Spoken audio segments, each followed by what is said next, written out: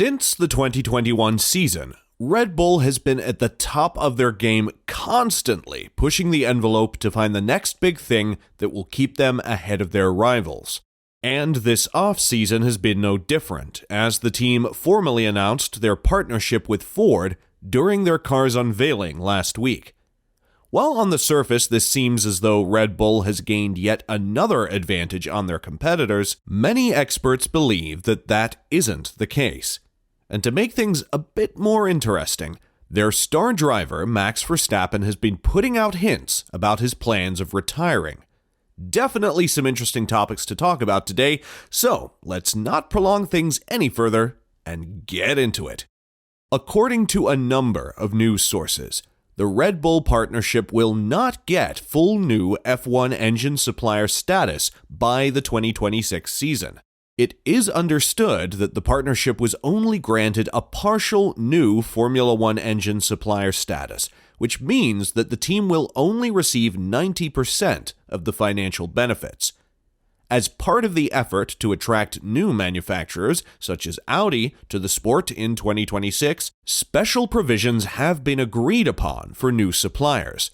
These provisions include increased financial resources and additional dyno time compared to established manufacturers in preparation for the implementation of new regulations. Specifically, new suppliers are granted an extra $10 million in 2023, another $10 million in 2024, and an additional $5 million in 2025 to be used within the parameters set by the cost cap. They're also authorized to invest an extra $15 million in capital expenditures over the same period. Another worthwhile investment right now is for you to subscribe to the channel so you don't miss out on our videos. Now, back to Red Bull's peculiar situation with Ford. Red Bull powertrain status as a newcomer has been challenged by rival companies, particularly Ferrari, due to the company's connections with Honda. However, Red Bull's manager, Christian Horner, maintains that RBP is a distinct and separate entity with limited connections to Honda and limited access to its intellectual property. During their talks with Porsche, Red Bull had to showcase that RBP was indeed a new and separate entity, a deal that has since fallen through and has now been taken over by Ford.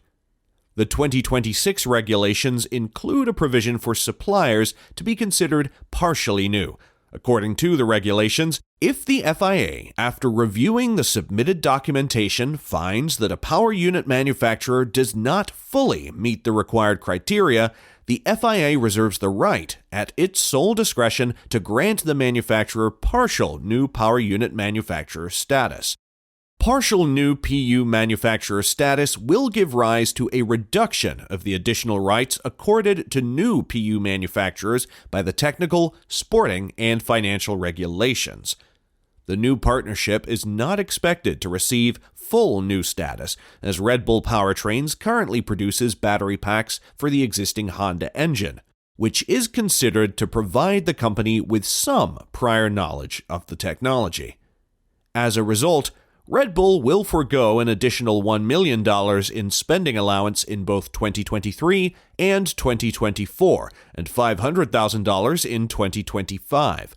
Additionally, the company will lose $1.5 million in capital expenditure benefits over the same period. And to make things much more confusing and worse for Red Bull, Ford's head of performance motorsports boss, Mark Rushbrook, would say that their deal with Red Bull will not involve a bottomless pit of money, as he would call it. Definitely not bottomless, I can attest to that, Rushbrook commented.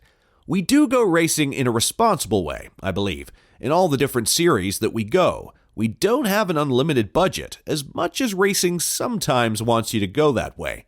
We go in strategically with the right partners to win races, but also with a responsible budget.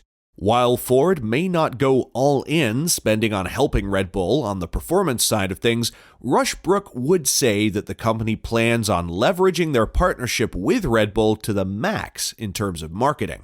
I think this, as an overlay or additional program, is very special in terms of what the opportunity is and what the real benefit is to the marketing team from our company, to be able to leverage motorsports in a way that we haven't for a long time, said Rushbrook. With all of this going on in the background, the Milton Keynes team is still the heavy favorites to win it all this season. Given how dominant they were in 2022, many see the tide still in their favor for the 2023 season, even with the penalty they were handed by the FIA.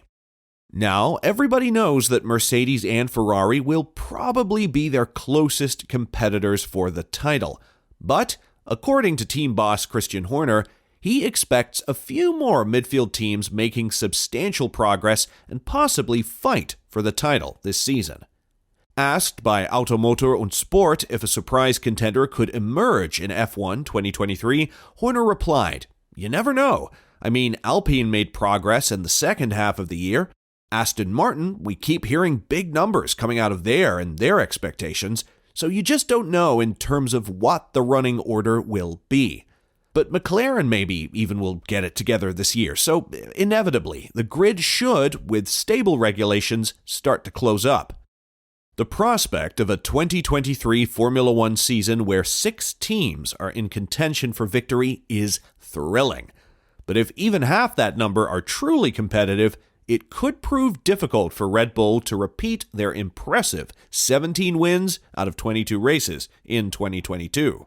Given this, Horner thinks that even half of that record, along with the team's 2022 total of 759 points, of which 454 were earned by Verstappen, may be sufficient for Red Bull to retain the championship title in 2023.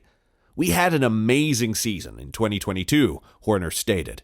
"It's only now, when you look back at what we did, 17 victories, 2 sprint race victories, Constructors' Champion, Drivers' Championship. It was an unbelievable year.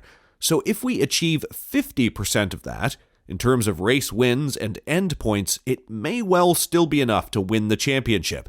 But of course, Ferrari had a very good car last year. They're going to come out fighting hard this year. Mercedes, I'm sure, will recover from their annus horribilis last year. So let's see. The competitors are going to be very, very strong." These past 2 seasons have been a dream for both Red Bull and their star driver Max Verstappen. So much so that the 2-time world champion has gone on record to say that he personally has achieved everything that he has wanted to in the sport, and would reveal that he is unsure of his future in the sport once he finishes his contract with Red Bull in 2028. When asked why, Verstappen explained that the problem is that we are traveling so much, and it's getting more and more. Basically, the question is it worth it to spend so much time away from my family and friends by chasing more success? And I mean, I already achieved everything I wanted in Formula One, but I know I have a contract until 2028. I'll be 31. It's still pretty young, but like I said, I also want to do different things in life. But that is all a few years down the line, so talking about it at this point seems pointless to some degree. But what isn't is Verstappen's attitude coming into the 2023 season. When asked about how he thinks he can still improve after an impeccable season in 2023, Max would respond with, "Even when you have had a good race, there are always things that you could have done better," he continued. "And then, of course, you also learn from the bad races. By always trying to look for these little improvements and general experience you gain year after year, you try to do better. But of course, it also depends a lot on the package you have around you." So what do you make out of all of this? Will Red Bull come to regret partnering with Ford? Is Max losing his fire for the sport? We'd love to hear your thoughts in the comments section. And hit the subscribe button as well while you're at it.